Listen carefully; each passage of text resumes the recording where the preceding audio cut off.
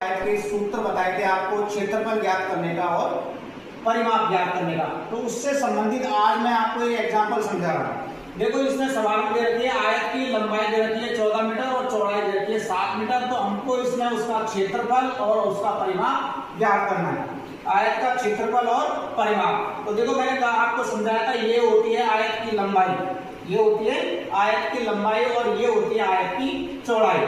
तो आयत की लंबाई दे रखी है, चौड़ाई दे रखी है, आयत का हमको क्षेत्रफल ज्ञात करना है। आयत का क्षेत्रफल का सूत्र मैंने आपको दिखाया था, बताया था उस दिन सब वीडियो में, लंबाई गुणा चौड़ाई, लंबाई गुणा चौड़ाई। देखो क्षेत्रफल ज्ञात करना आयत का। अब लंबाई का मान हमको यहाँ पर 14 दे रखा है, तो यहाँ पर कितना लिखेंगे 14, और चौड़ाई का मान दे रखा है 7, तो यहाँ पर कितना लिखेंगे 7। लंबाई का मान लिख लिया, चौड़ाई का मान लिख लिया। अब इसको आपको गुणा करना है। गुणा करेंगे जब कितना आएगा 98।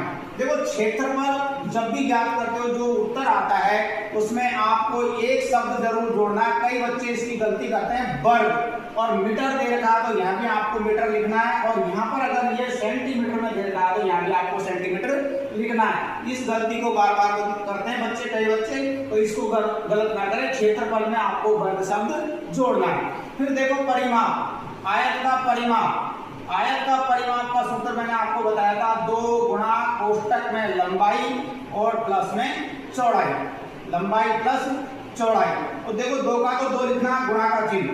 लंबाई का मान हमको यहाँ 14 दे रखा तो 14 लिखना है, और चौड़ाई का मान यहाँ 7 दे रखा तो 7 लिखना है। मैंने आपको बताया था पहले इन दोनों को जोड़ना है, इन दोनों को जोड़ना है और बाद में 2 से गुणा करना है। 14 और 7 जोड़ेंगे जब कितने होंगे 21, कितने हुए 21। अब 21 को 2 से गुणा करेंगे जब कितना आएगा 42।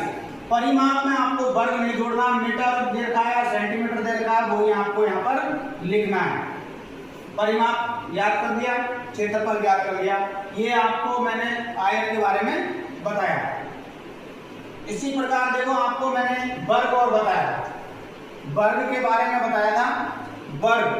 वर्ग क्या होता है, परिभाषा बताई थी मैंने। वर्ग जिसकी चारों भुजा बराबर हो, ऐसी आकृति जिसकी चारों भुजा बराबर हो। जैसे मान लो इसकी भुजा हम ले लेते हैं 25 ले लेते हैं, 25 मीटर, तो ये सभी 25 मीटर होगी वर्ग में। वर्ग में सभी 25 मीटर भुजा होगी इसकी, 25 ही 25 25। अब वर्ग का क्षेत्रफल का सूत्र मैंने आपको बताया था, वर्ग का क्षेत्रफल, वर्ग का क्षेत्रफल, वर्ग का क्षेत्रफल का सूत्र होता है भुजा गुणा भुजा या भुजा स्क्वायर। भुजा कितना दे रखा है 25, तो देखो 25 को 25 से गुणा करना है यहाँ पर, भुजा स्क्वायर 25